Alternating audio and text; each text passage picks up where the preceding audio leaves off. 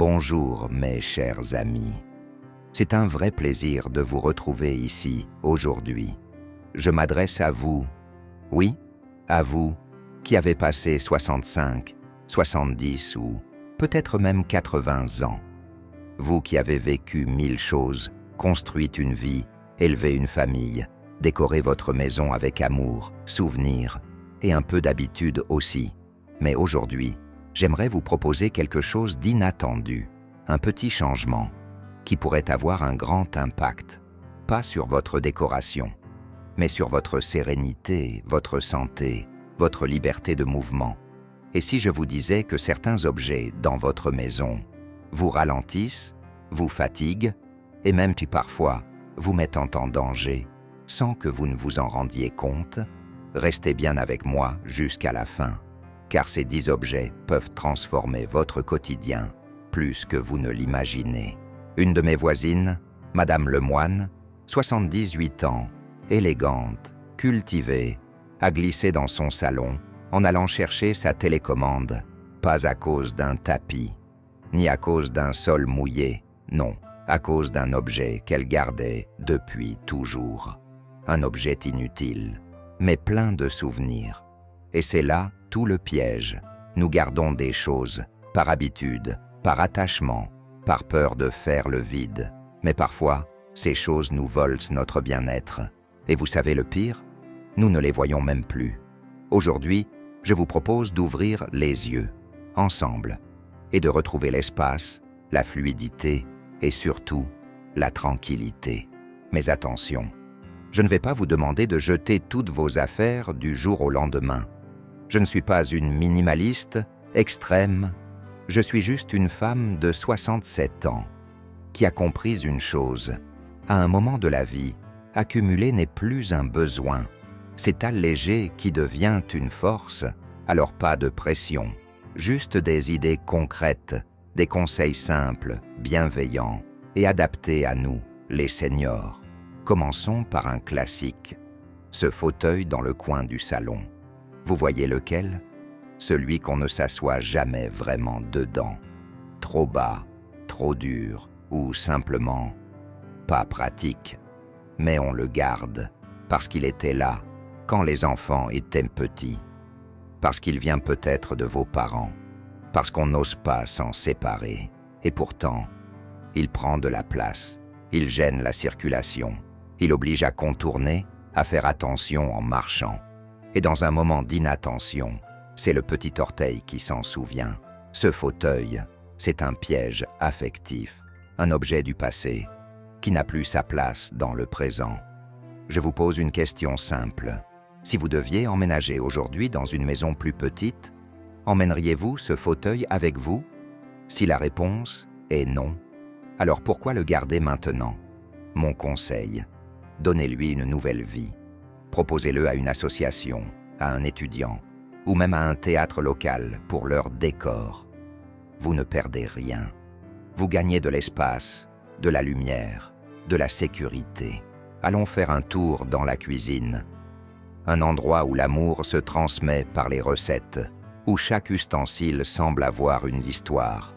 Mais soyons honnêtes, combien de louches avez-vous? 3, 4? Et les cuillères en bois? Les ouvre-boîtes, les petits couteaux à beurre, on en garde au cas où, pour les grandes occasions, si jamais. Mais entre nous, combien en utilisez-vous vraiment? Je me suis rendu compte, il y a 2 ans, que je n'utilisais que les mêmes 6 ou 7 objets, toujours, tous les jours. Le reste, c'était du bruit, de l'encombrement, du temps perdu, à chercher ce qui compte vraiment. Et vous savez ce que j'ai fait? J'ai pris 2 boîtes. Dans la première, j'ai mis ce que j'utilisais chaque semaine. Dans la deuxième, ce que je n'avais pas touché depuis des mois. Résultat, 60% des objets sont partis à la Croix-Rouge. Et ma cuisine respire. Mon tiroir ne coince plus. Et je retrouve tout en 3 secondes. Leçon. En cuisine, la simplicité est la vraie richesse. Ah, les bibelots, ce petit chien en porcelaine, cette boule à neige de Lourdes, ce mini moulin à vent en bois, ramenés d'un marché il y a 20 ans. Ils étaient mignons, ils vous rappelaient un moment. Mais aujourd'hui, est-ce que vous les voyez encore? Ou bien, est-ce qu'ils sont juste là, posés, recouverts de poussière, devenus invisibles? Attention, je ne parle pas des objets qui vous touchent profondément. Une photo de mariage, une lettre encadrée, un objet reçu d'un être cher. Non, je parle de cette multitude de petites choses qui se sont multipliées comme des champignons. Elles prennent de la place, elles compliquent le ménage, elles fatiguent l'œil et elles noient les objets qui comptent vraiment. Un jour, ma petite fille m'a dit « Mamie, pourquoi tu gardes tous ces trucs?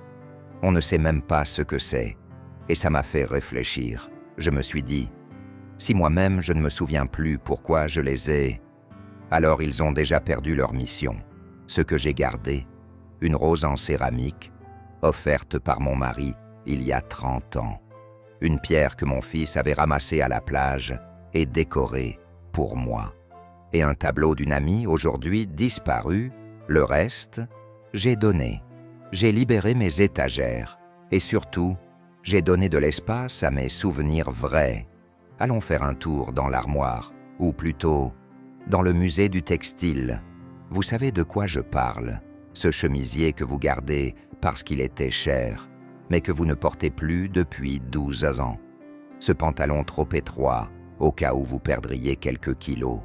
Ou cette robe de soirée que vous avez mise une seule fois pour le mariage de votre nièce. Je vais vous dire une chose simple mais libératrice.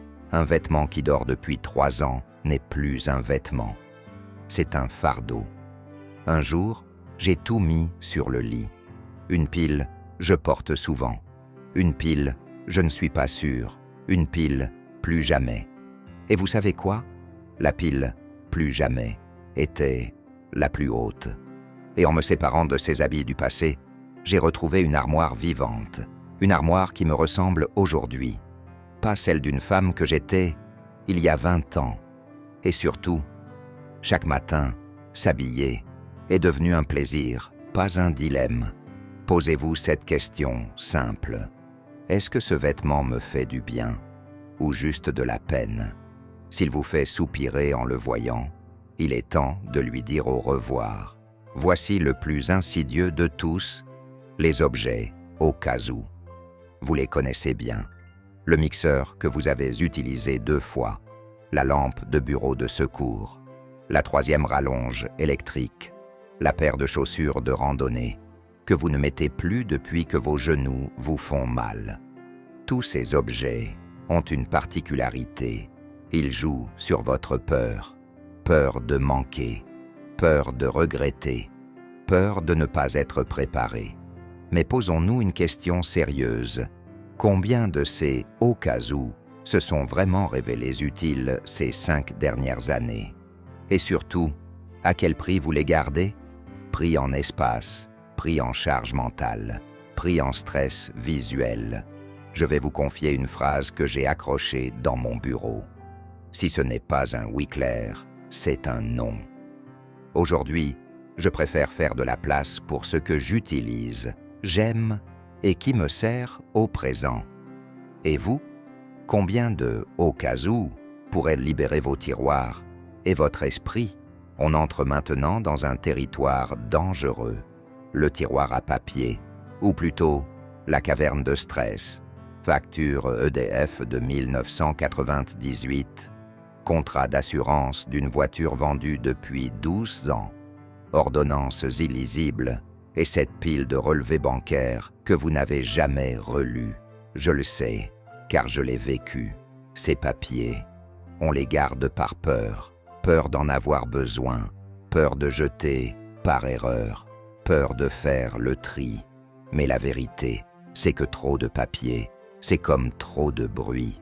On ne sait plus ce qui est important. Et au lieu d'être rassuré, on est perdu. Un jour, une amie m'a dit « Ton tiroir à papier, c'est ton anxiété sur papier. » Et ça m'a réveillé. J'ai pris une pochette rouge pour les documents vitaux, carte d'identité, testament, livret de famille, assurances en cours. Une pochette bleue pour les documents récents, à conserver 1 à 2 ans, et tout le reste, broyeur, recyclage, au revoir.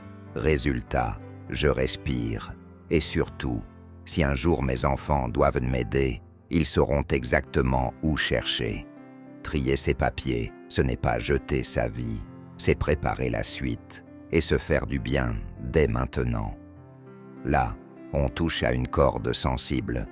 Vous avez peut-être, comme moi, hérité de certaines choses, le buffet de votre tante, Hélène, une horloge qui fait un bruit d'enfer la nuit, ou ce service en porcelaine qu'on n'utilise jamais, mais qui prend tout un placard. Ces objets sont lourds, pas forcément en poids, mais en culpabilité. On se dit « je ne peux pas m'en débarrasser, c'était à ma mère ». Ça me fait mal au cœur, même si je le déteste. Mais je vais vous dire quelque chose de fort. Garder un objet qu'on n'aime pas n'honore pas mieux la personne qui l'a possédé. Ma mère m'a laissé une nappe brodée à la main, magnifique mais fragile. Je ne l'ai jamais utilisée, et je stressais à l'idée de l'abîmer. Un jour, j'ai décidé, je l'ai encadrée, une portion seulement, et j'ai donné le reste à une association qui fait du textile recyclé. Aujourd'hui, je pense à elle avec douceur, pas avec poids. Votre maison doit vous ressembler, pas ressembler à un musée d'objets hérités. Posez-vous cette question. Si je ne connaissais pas la personne qui me l'a donné, est-ce que je garderais cet objet? Si la réponse est non, alors il est temps de passer le flambeau. Donner, vendre, recycler, peu importe. Mais reprenez la main sur votre espace. Ouvrez la petite armoire de la salle de bain ou le tiroir de la cuisine et regardez bien combien de boîtes de médicaments y dorment depuis des années. Des antibiotiques au cas où, des gouttes pour les yeux, des cachets dont l'étiquette est effacée et certains périmés depuis 2016. Je ne vous juge pas, on l'a tous fait, mais il faut être clair. Garder des médicaments périmés, c'est jouer avec sa santé. Un jour, j'ai failli prendre un cachet pour le sommeil. Heureusement, ma fille m'a arrêté à temps. Il était périmé depuis 4 ans. J'avais oublié qu'il était là. Et vous savez quoi? Même les médicaments non périmés, mais non utilisés, sont une charge mentale. Pourquoi? Parce qu'on se dit « il faudra que je demande au médecin ».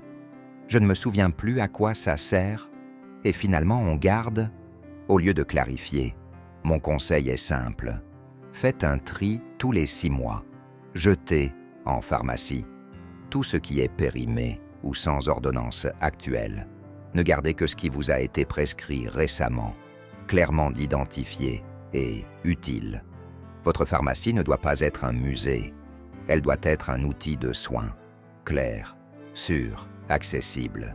Et croyez-moi, ranger ses médicaments, c'est aussi ranger ses angoisses.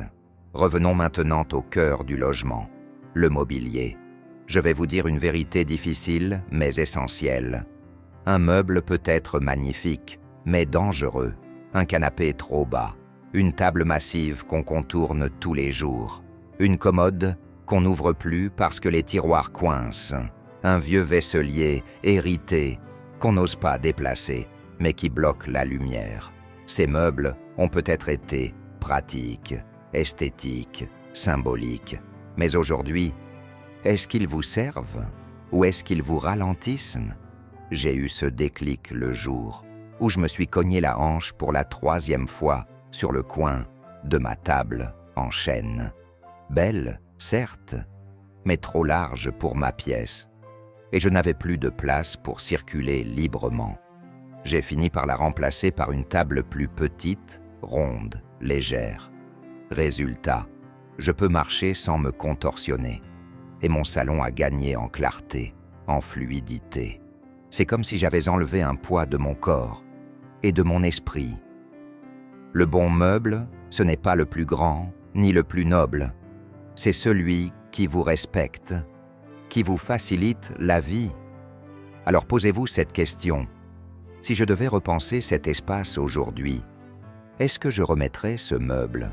Si la réponse est non, Il est temps de faire évoluer votre intérieur. Donnez, vendez, transformez, mais surtout, créez un espace à votre rythme, à votre échelle, à votre image d'aujourd'hui. Celui-ci est peut-être le plus délicat. Et pourtant, il est partout autour de nous. Les livres d'anglais que vous n'avez jamais ouverts, les raquettes de tennis d'une époque révolue, le matériel de couture oublié dans un carton, ou ce carnet de projets resté vierge. Tous ces objets sont porteurs d'une chose précieuse, l'intention. Mais ils sont aussi porteurs d'un poids invisible, le regret. Et à chaque fois que vous les croisez, vous sentez un petit pincement. J'aurais dû... Un jour, peut-être, je n'ai pas eu le temps. Je vais vous dire une vérité douce, mais puissante. Vous avez le droit de tourner la page. Vous avez le droit de dire « Cette activité ne me correspond plus. Ce rêve ne me fait plus vibrer. Je choisis aujourd'hui, pas hier. » Et surtout, vous avez le droit de libérer la place pour de nouvelles choses, pas forcément grandes, mais vraies, authentiques, vives. Un jour, j'ai donné mes pinceaux. Je n'avais pas peint depuis 10 ans. Et en les donnant à une école associative, j'ai senti un soulagement immense. Pourquoi? Parce que j'ai arrêté de me juger. Et j'ai fait de la place pour ce qui compte vraiment, le présent. Chaque objet dans notre maison est un miroir. Un miroir de qui nous étions, de ce que nous avons vécu, mais aussi de ce que nous acceptons ou refusons aujourd'hui. En triant, en donnant, en allégeant, on ne renonce pas, on ne perd pas, on choisit. On choisit de se libérer, on choisit la fluidité, on choisit la paix. J'ai vu trop de proches vieillir dans des maisons remplies d'objets, mais vides d'espace. D'espace pour respirer, pour bouger, pour recevoir, pour vivre. Je veux autre chose pour vous. Je veux que votre maison vous soutienne, qu'elle vous protège, qu'elle vous ressemble, pas hier, pas demain, maintenant. Aujourd'hui, vous avez entre vos mains une opportunité rare, non pas de tout jeter, ni de tout changer, mais de regarder votre maison avec de nouveaux yeux, avec tendresse, avec lucidité, et de dire « ça je garde, car ça m'aide. Ça je donne, car ça ne me sert plus. Et ça, je laisse partir pour mieux respirer. » Chaque objet que vous laissez partir vous rend un peu plus libre, plus léger, plus en accord avec qui vous êtes vraiment. Si cette vidéo vous a touché, si elle vous a parlé, alors faites un petit pas dès aujourd'hui. Prenez une boîte, mettez-y 5 objets dont vous pouvez vous séparer facilement et posez-la à la porte pour donner, pour transmettre, pour faire de la place. Et si vous avez envie de partager ce voyage avec d'autres, alors abonnez-vous. Car ici, nous parlons de choses vraies, avec respect, avec cœur, avec espoir. Merci d'avoir été là. Et surtout, prenez soin de vous. Votre maison mérite d'être un refuge, pas un musée, pas une prison, un refuge, à votre image et à votre mesure. À très bientôt.